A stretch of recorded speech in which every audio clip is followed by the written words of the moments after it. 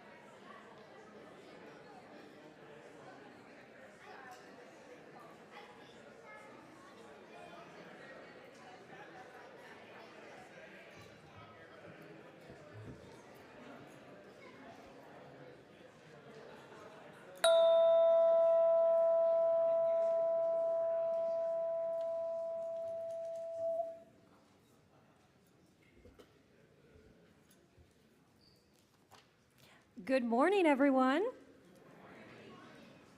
My name is Samantha White. My pronouns are she and her, and I'm honored to welcome you to the Ethical Society of St. Louis today. We are an ethical humanist congregation, a community where people come together to explore big questions, live with intention, and work towards a more just and compassionate world. Last week's Service Sunday was a joyful reminder of what happens when we turn our values into action. Thank you to everyone who packed emergency contraceptive kits and warming materials, cleaned windows, wrote cards, and removed invasive honeysuckle from our woods.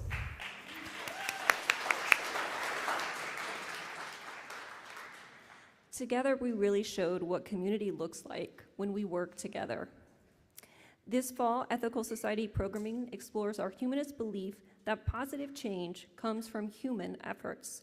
Our Sunday programs invite us to look at how cooperation and creativity bring people together to shape something larger than themselves, whether through service, art, or the stories that we share.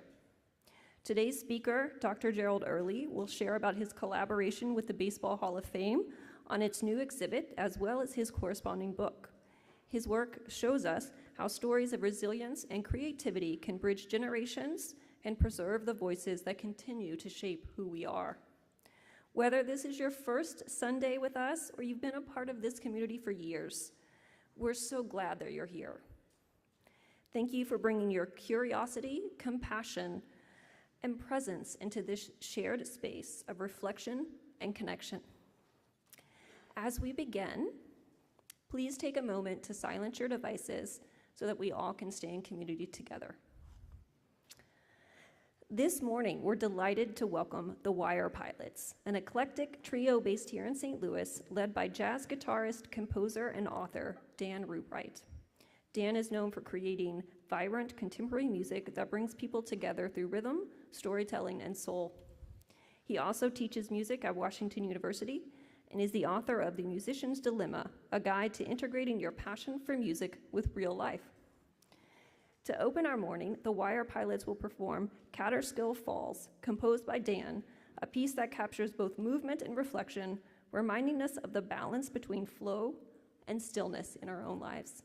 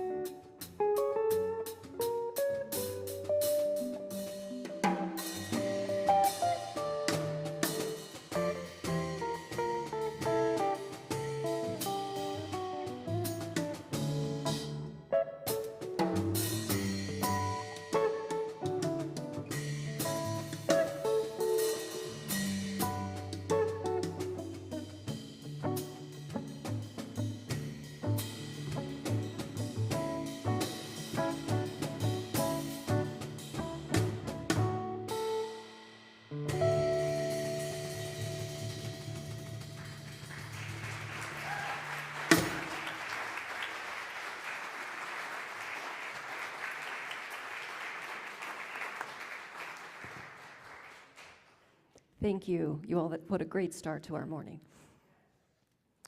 Each week, we read our youth education core values as a way to bring us together and remind us of our shared commitments. This morning, our core values reader is Josephine Babka. Please welcome them to the stage.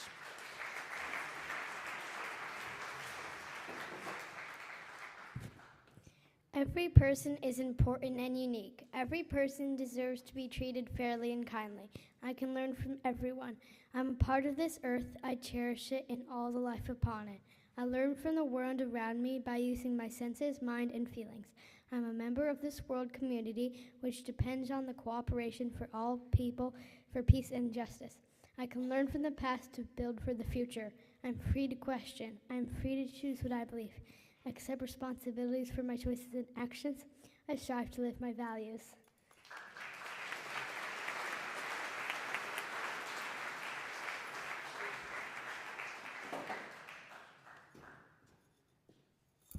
Thank you, Josephine. These values remind us that community members of all ages help make this place what it is.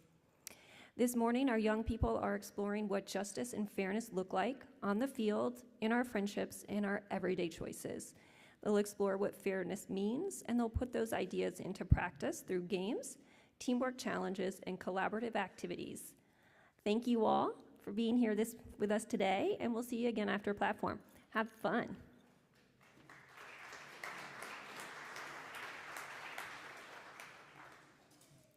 Okay. Each week, we provide an opportunity to hear directly from one another as a reminder that our community is built through the relationships, experiences, and stories that we share. As you hear from our member speaker this morning, I invite you to notice what connections you share, what resonates with you, or what challenges you to see something in a different way. Please join me in welcoming Heath Borders.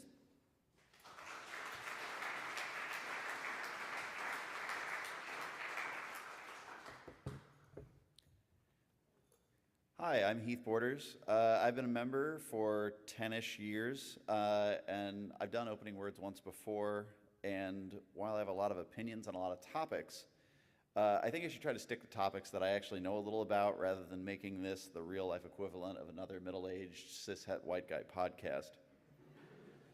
I know a little about parenting, video games, baseball, and writing software, and today I'm going to talk about AI. I think AI is good for society. I think it's important to clarify terms, though. not get caught up in science fiction. AI means large language models like ChatGPT and Claude. These are not artificial intelligences like HAL 9000 from 2001, or Jarvis from Iron Man, or Terminator from the Terminator. Large language models aren't people, and they aren't generating thoughts any more original than your phone's autocomplete. But even so, AI can generate value. I'm a software engineer, and at work, I use AI to generate code from specifications. AI isn't perfect, but I review the results. I can tweak the results or throw out the work and build better specifications and have the AI try again. I can have multiple AIs working on my behalf while I attend a meeting, and then I can review the results later. This isn't the only way I write code anymore. In fact, it's currently a minority of the code that I write, but my employer is interested in creating processes such that AI writes more code. And I've written code professionally for 25 years. I expect that AI will be part of the code will be part of most of the code that I write within the next 10 years. I don't know enough about other industries to know whether AI can be successful in a similar way. I think that if you can break your work down into small, independent pieces that can be cheaply validated, AI can do that work, or at least reduce the cost of doing that work. And your value in this process might be in validating the work that AI performs rather than, or writing specifications for the AI, rather than in doing the work directly yourself. And this is great for society. Automation makes things cheaper and more accessible. All the work that we can't automate is getting more expensive. These are things like healthcare, education, childcare, or trades, to name a few. But this is cold comfort to people whose job AI automates. And we shouldn't abandon those people whose jobs AI automate. As we heard from our Seek student before, every person is important and unique. Every person deserves to be treated fairly and kindly. And we shouldn't discount the environmental costs of AI either. AI requires increased electricity and fresh water usage, which has increased environmental impact. I am part of this earth, I cherish it, and all the life upon it. My expertise is in software and not in economics, labor, or environmental regulation, so I'm not going to propose solutions outside my area of expertise. But these are problems that we should acknowledge and address. It isn't clear whether we're in an AI bubble or an AI technology boom. We can't really tell that until years later.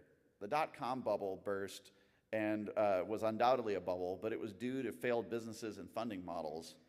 The underlying technology was sound, and now 25 years later, after the dot-com bubble, we undoubtedly depend on the technologies that were birthed in that area. AI technology is sound enough that it'll live on even if we are presently in a bubble. So learning to use AI is not a waste of time. Even if the AI product that you learn, like ChatGPT or Claude, doesn't survive the AI bubble, AI products all require a similar skill set from humans, so any AI product experience is worthwhile. So I think AI is here to stay, and the technology is flexible enough to use in many applications. It has environmental and social costs, but it generates real productive value. Everyone that knows how to use it will be more able to anticipate its impact on their livelihoods. Thank you.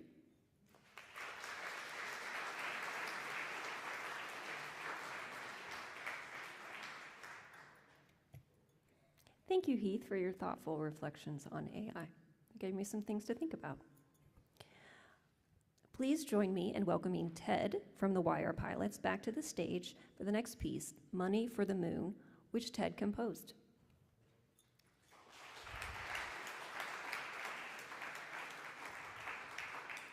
Ted Rubright, by the way. I left off his last name, I apologize.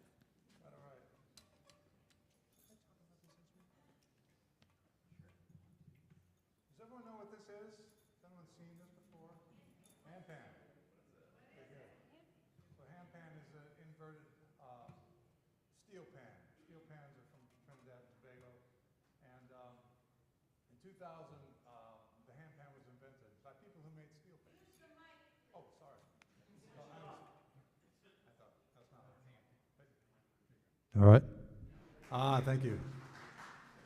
Okay, so these instruments are 25 years old. They were invented in Bern, Switzerland. I can't remember the name of the makers. Felix and Sabine, maybe, were their names. They've become very, very popular and very, very expensive. There's kind of a bubble. So, better? Yeah, I don't want to feed that. Okay, yeah, so there's a bit of a bubble in hand pans. They got very expensive, and demand outstripped supply, and anyway, now you can get them anywhere, but the good ones are still expensive. So I just wanted to give a little background in case you weren't familiar with this instrument, but you'll hear that sound, that tonality. It's a little bit like a steel drum, but it has that resonance of the bottom chamber. All right, I'm gonna play now.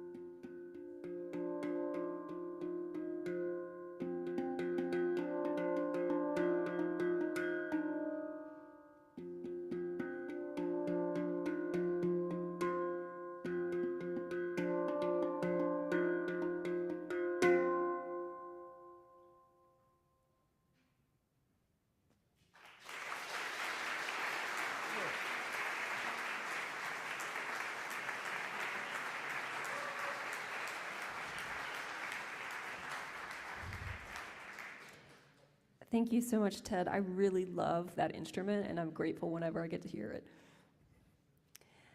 Before our main address, we like to take a moment for mindfulness. Sometimes our minds feel crowded with thoughts and worries. I invite you now to clear a little space. Let your shoulders relax, soften your gaze or close your eyes, and bring your attention to your breath. Take special notice of the steady rhythm of your inhale and exhale. With each breath, let yourself feel a little more grounded, a little more present. We'll take one quiet minute together, and as you breathe, let your body release what it doesn't need and welcome in a sense of calm.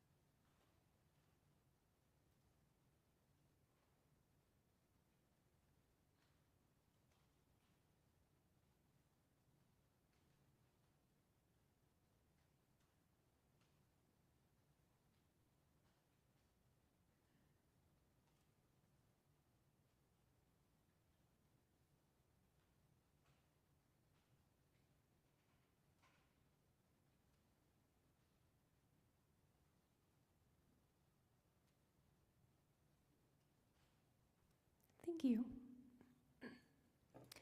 This morning's platform is presented through the generosity of an endowment established in memory of Nick Pacino, a past president of our Board of Trustees and a devoted member of the Ethical Society for 13 years. Nick was endlessly curious, the kind of person who read the encyclopedia for fun and found inspiration in everything from Isaac Asimov to Mark Twain.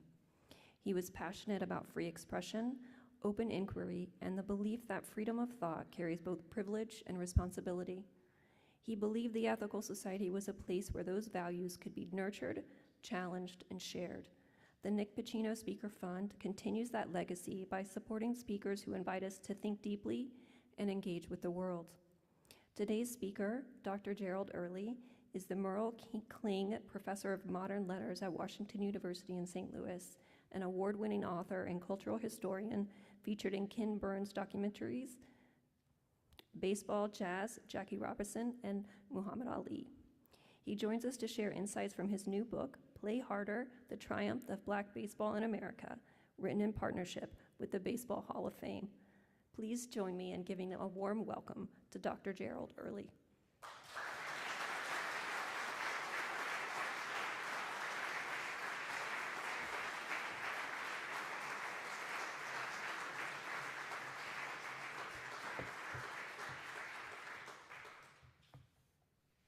Thank you very much. Good morning. I am very humbled to have been invited to speak to you. I'd like to thank Clark Hoteling for extending this invitation to me and the Ethical Society for permitting me to come here and talk to you a little bit about this book. This is the book, Play Harder, The Triumph of Black Baseball in America. And I'd like to tell you a story about how this book came to be.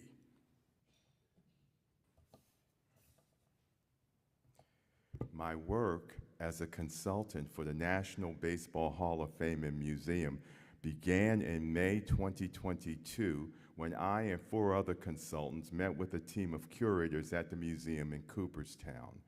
The other consultants were Rob Ruck, a baseball historian, Larry Lester, a black baseball historian and one of the founders of the Negro League Museum in Kansas City, Leslie Heafy, a Negro League historian, and Rowan Ricardo Phillips, an award-winning poet and sports writer for the New York Times Magazine.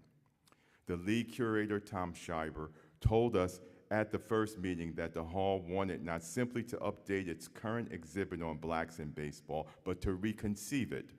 The exhibit at the time of our first meeting, entitled Ideals and Injustices, was created in 1997 when it was called Pride and Passion. I suppose that any exhibit that has been up for nearly 25 years is bound to be a bit stale and needs to be more than just refreshed. But as anything involving race is bound to be political, it is subject to becoming outdated faster as attitudes change. And in this age of social media, the rate of change in the public's attitude about race has been accelerated. There is also concern about giving offense, when what was once considered acceptable to say may now be forbidden. Here is a small example. Months into our process of reconceiving the exhibit, when we arrived at the actual details of various displays that would constitute the exhibit, there was great concern about disclosing that Jackie Robinson was a Republican. It was felt by most of the curators that many younger visitors would not understand the party's political history and simply think that Robinson was a Trumpist or a MAGA supporter, because that is how they see the Republican Party today. There was particular concern about black and white visitors not terribly familiar with Robinson's life, who would think that the exhibit denigrated Robinson by identifying him as a Republican, or was outright lying. Robinson was a strong civil rights advocate.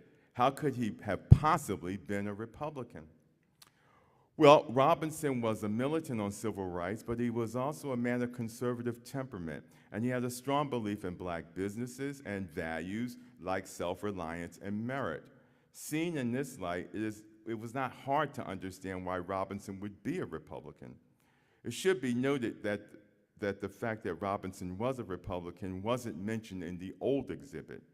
The fact that Robinson was a Republican is very important in understanding his life after baseball, which is covered in the old and the new exhibits, and which is very important in understanding him as a public figure and not simply as a star athlete.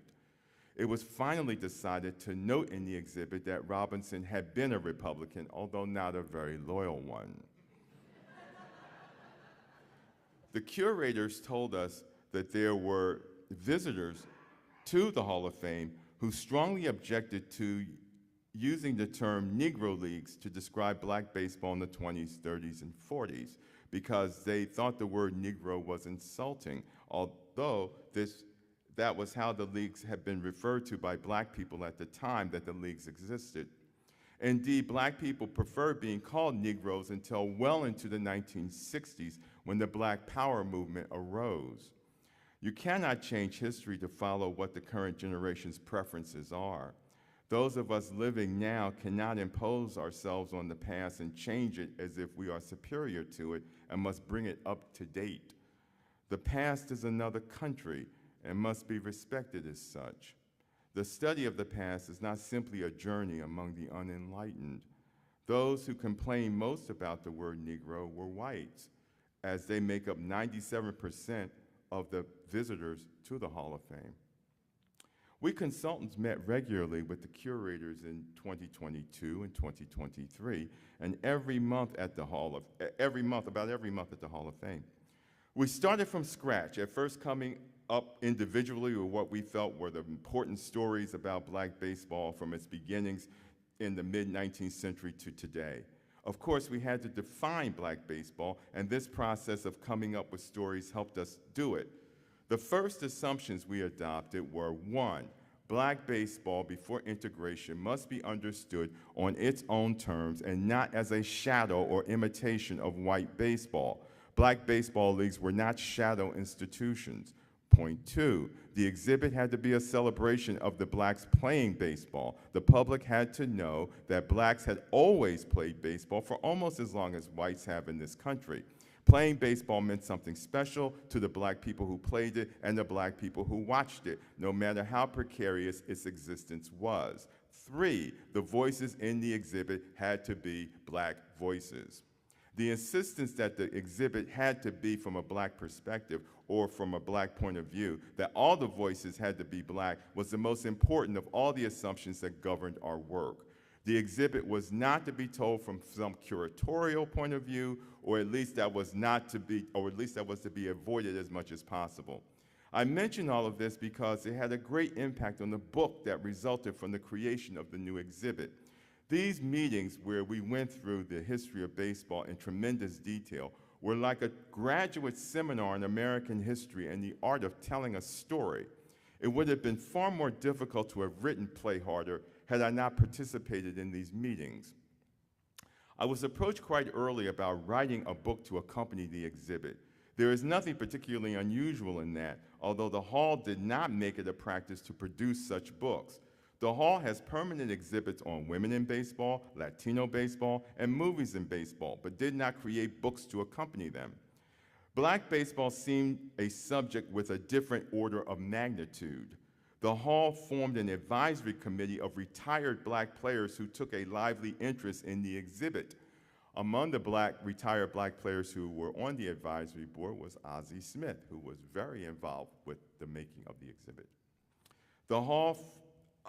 The history of black baseball was important to them, and their approval of the exhibit was important to the Hall.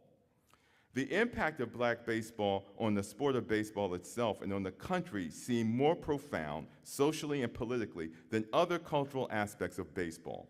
Some questions arose in my mind about blacks in baseball as we were going through this discussion.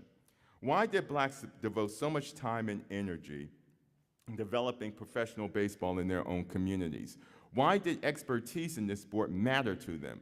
Why did succeeding, making black baseball a major business, black business, matter? Wouldn't developing other businesses instead of investing so much time and energy in baseball be more important? Who were the black fans who supported black baseball? Did black people really like baseball? Some black sports writers were not entirely convinced that black people did like it as much as they should have. Did black people like baseball at one time in their history and then cease to like it? If so, why did that happen? And if black baseball leagues were so successful, which they were during the years of World War II, when black baseball owners made considerable money from the sport, why did the leagues collapse so completely when integration happened in 1947, when Jackie Robinson debuted with the Brooklyn Dodgers? But with integration, how did blacks playing baseball transform the sport by playing with whites? And how were black players and fans transformed by integrated Major League Baseball? But what was segregated baseball anyway, as black teams played against white teams during the era of rigid segregation in the United States? Indeed, black all-stars played against white Major League all-stars often in barnstorming games and beat them often. There was still occasions when blacks played on white teams and whites attended black baseball league games. Professional baseball drew its color line in the late 1880s, at the same time as America was moving rapidly towards becoming an apartheid state. But baseball's racist segregation was both inflexible but tangled. It was well into 2023 when concrete discussions about the book began. At the first publication meeting, I suggested that the book would probably sell better if it were not a collection of essays, but rather a narrative history of black baseball with occasional essays distributed throughout the book. That was instantly agreed to. I would write the book and choose the other contributors with assistance from the hall. At a subsequent Zoom meeting, the issue of the title of the book arose. By this time, Souls of the Game had been chosen for the title of the exhibit, which was meant to evoke the title of W.E.B. Du Bois's most famous book, The Souls of Black Folk, a connection made more explicit as a quote from this book is prominently featured in the exhibit. The publishers of Souls of the Game, the publisher felt Souls of the Game was a bit too abstract and poetic for the title of the book. He wanted something short, something that would clearly announce that this was a sports book, and something that black players said. I suggested Play Harder, saying it had the virtue of being short, of being obviously connected to the sport, and was something that black players said. The publisher was not at first enthusiastic about this title. Didn't white players use that expression too? But then I started to read to him actual quotes from black players using this expression or some variant of it. I had most of my trouble in Danville, Virginia in the Carolina League in '56. I think that's why I hit so many home runs that year, 51 of them and 166 RBIs. Insults pushed me to play harder, Leon Wagner. Being a human being, I never thought people were going to be like that, making me live alone, go nowhere, and get poor pay. But what can you do? You can't do nothing except you play harder, Vic Power. Mr. Paul gave me a choice. Did I want to go to a club he would pick, or would I prefer to return to Columbia? I decided on Columbia. Most of the local fans had been fair to me. The others had sort of goaded me into playing harder. Frank Robinson. I had constant trouble with baiters in the Burlington, Graham, North Carolina area. The more the fans gave it to me, the harder I hit the ball. So they eventually decided to leave me alone, which was a victory over bigotry. Bill White.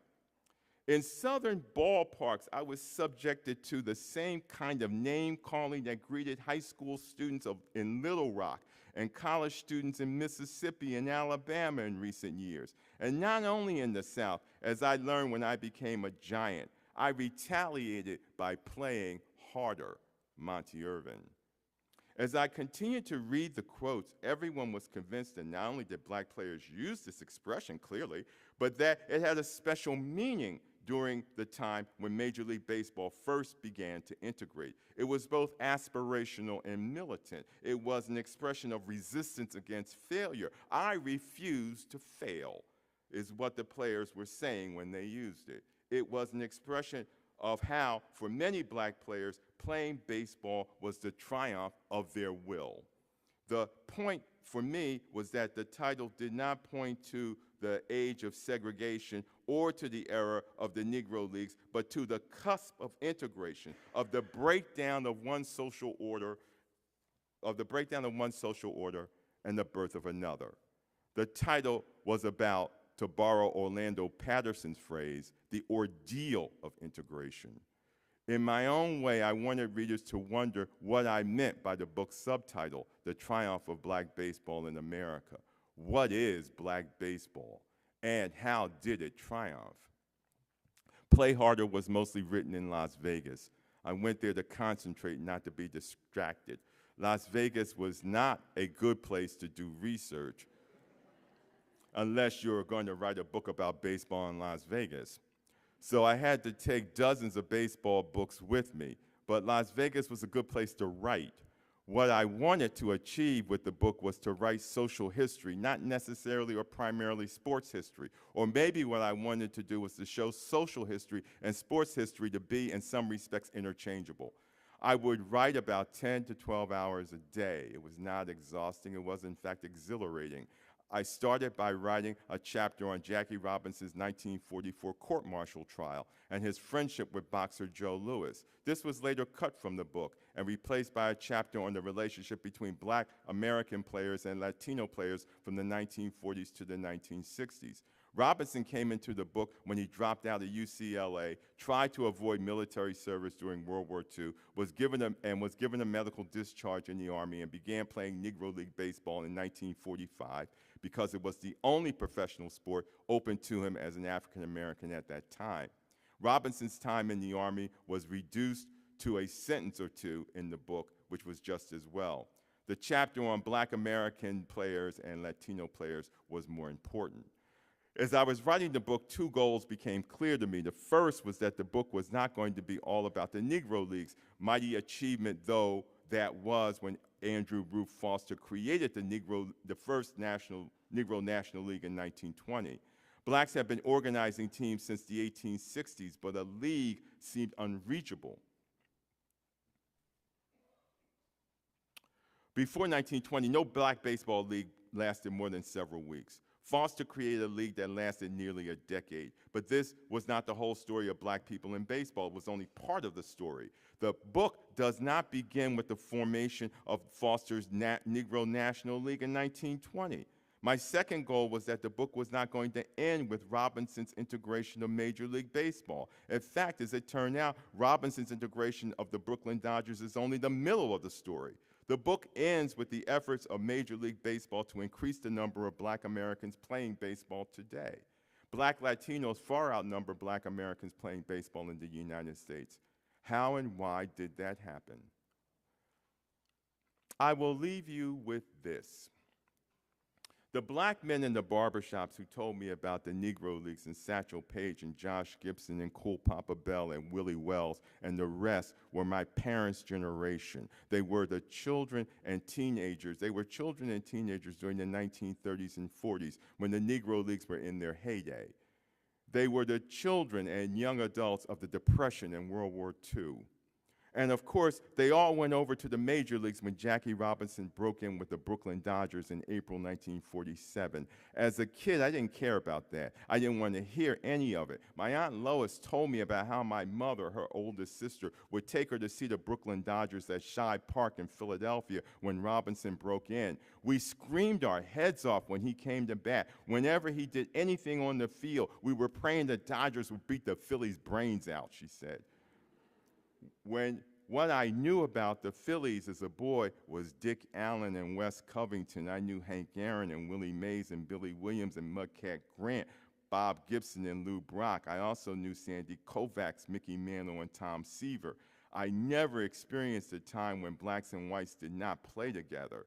As a child, I didn't know anybody named Jackie Robinson and those old Negro League players. What made them so great? My parents, all those black adults I was around, lived in their time. I did not want to live there. If integration was not a prize for black people, but rather a trade, and we lost something as well as gained something, I had to make the best of the trade, not lament that the trade ever happened.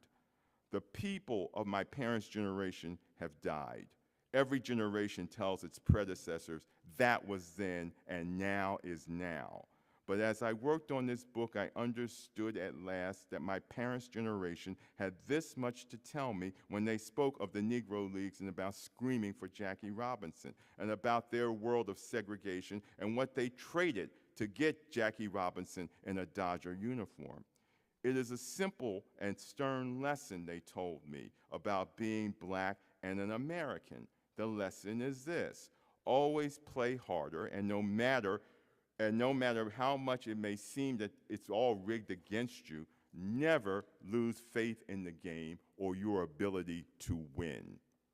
That was my parents' generation's belief, and it was their long goodbye. This I learned. Thank you very much.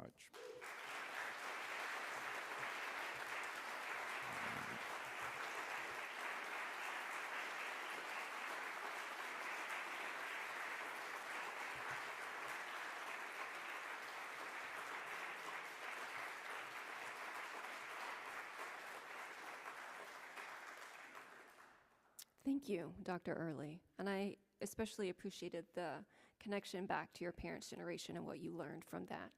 It reminds me to do something similar in my own life. So thank you very much. Each week, our mission comes alive, not just in words, but in action. One way we live our values is through our shared commitment to supporting this community to ensure the Ethical Society continues to be a place where people can learn, grow, and belong. This morning, the Stewardship Committee will share an important update about how to support the future of this community. Please join me in welcoming Claude Bernard to share more.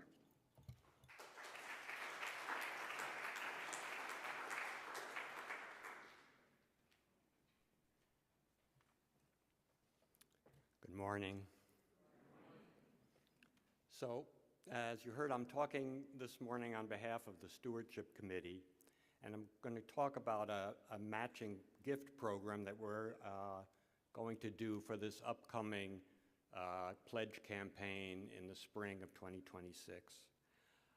You probably recall that last year we offered a targeted matching gift program. We matched pledge increases for all those currently pledging below the ambitious target of $1,600 per person per year, which is the average level required to pay all our staff costs this year. I would say that program was a success. We raised the average pledge from about $1,300 per person per year to more than $1,400. And roughly half of our members are now giving more than $900 a year, up from $700. So that was the group we were focusing on, trying to bring us all up, and I think it was successful.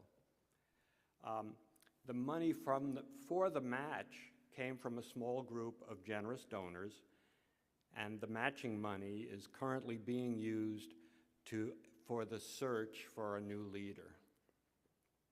So based on the success, we plan to offer an expanded and simplified match program for the coming year. At this time, we're now inviting members to make a commitment to a matching fund that will be used to match 100% of every pledge increase and the entire amount of any pledge by a new member. And the money from the matching fund will be used in turn for the compensation of a new leader. So in other words, for every dollar increase over the previous year made by any member during the 2026 pledge campaign, a group of donors will contribute another dollar toward the compensation of a new leader. Since that's a very important priority for our society to hire a new leader, I think this is a very powerful way to show your commitment to the society. So for those of you that are motivated to consider a one-time commitment, and this is a commitment above what you plan to pledge for 2026-27, a one-time commitment that will both encourage your fellow Ethical Society members to increase their pledge and will help support a new leader. We invite you now to participate as one of these matching fund donors. If you're considering doing this, thinking about it, or have questions about the program, please send email to the Stewardship Committee. That's just stewardship@ethicalstl.org. Or you can speak to any of the members whose names are listed up there. If you happen to be already sure that you want to become a matching fund donor, so there's this QR code here for a commitment form that makes your commitment, and as we did last year, you're committing a maximum amount that you would contribute, and if less than that is needed to match all the pledge increases, you will be billed for a proportionately smaller amount. So you make a commitment for the maximum, and you may have to pay it all or may only some portion of it. Last year we used about a little more than 2/3 of our matching fund of $50,000. And I hope that we can get, now that we're opening this up for all of us, I hope we can get a bigger matching fund this year. And this, a link to this form will also be included in the weekly connection email for the next month or so. So finally, as we work to make the annual pledge drive more successful, we encourage people and we welcome any suggestions and advice you might have. So just send email to stewardship@ethicalstl.org. Thank you.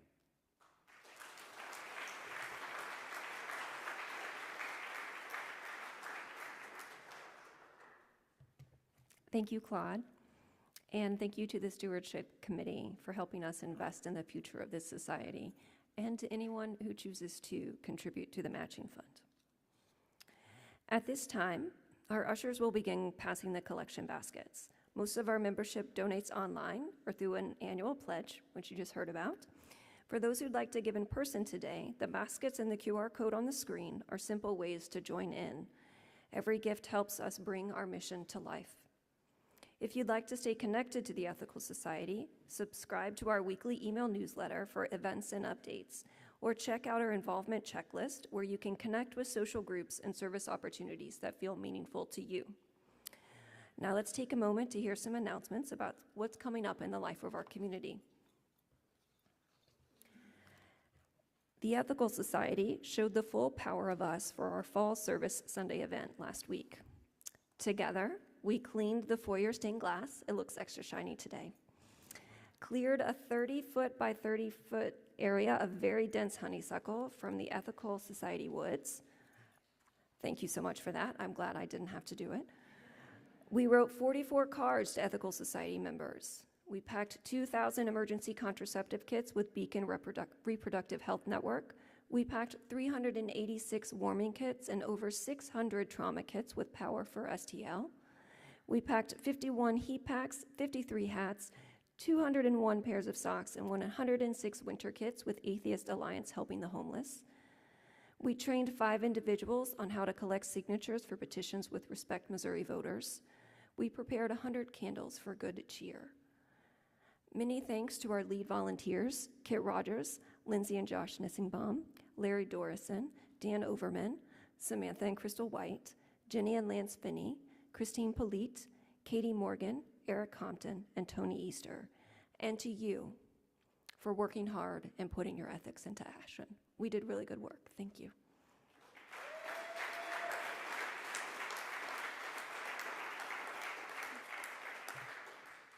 We have an exciting outreach event coming up this month.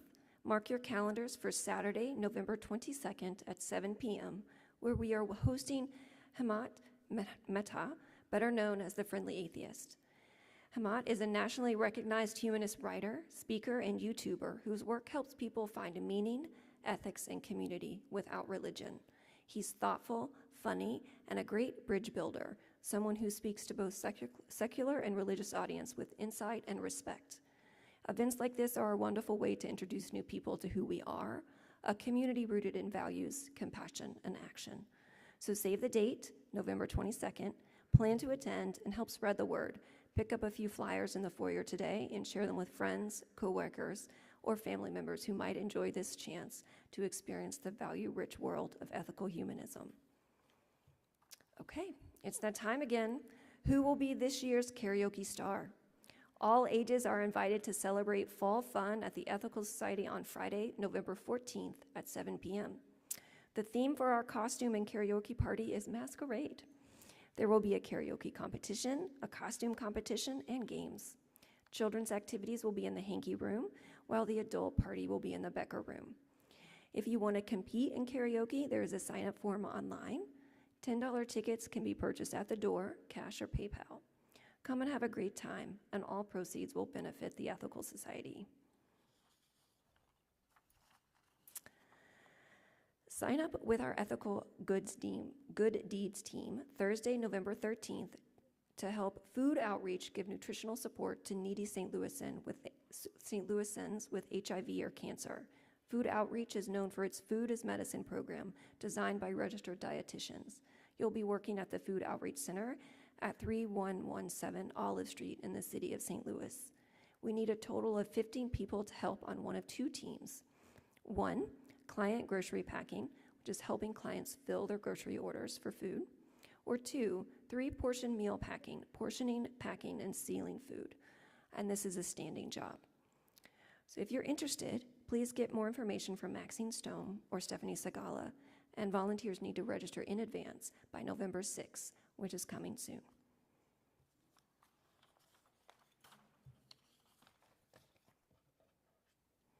Okay, let's welcome the Wire Pilots back one more time. They'll close their set with Less is More, another original piece by Dan Rubright, a piece that celebrates simplicity, clarity, and presence. It's a fitting reminder that sometimes what we leave space for can be just as powerful as what we create.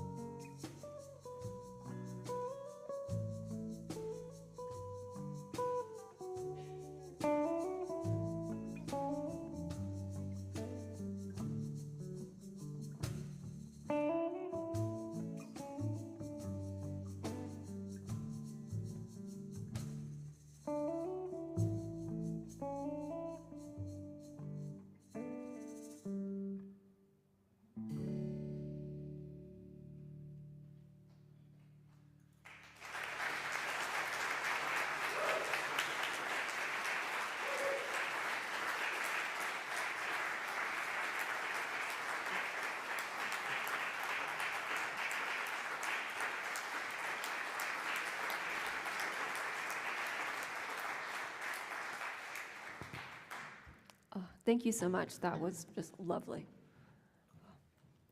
Thank you to Dr. Gerald Early for sharing your insights and passion this morning, to the Wire Pilots for filling our space with amazing music, to Heath Borders for opening our morning with reflection and connection, and to each of you for being a part of this community.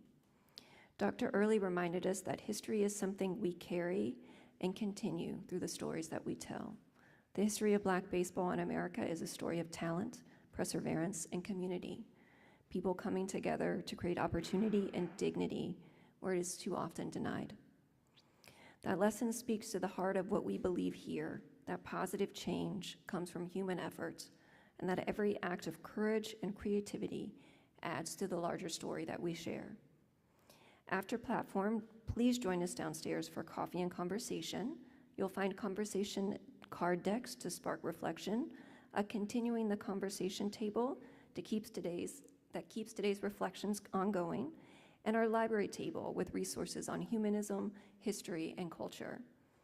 As you go into the week ahead, may you carry with you the reminder that our stories have the power to connect us, to teach us, and to help us build a more just and compassionate world. Thank you for being here today.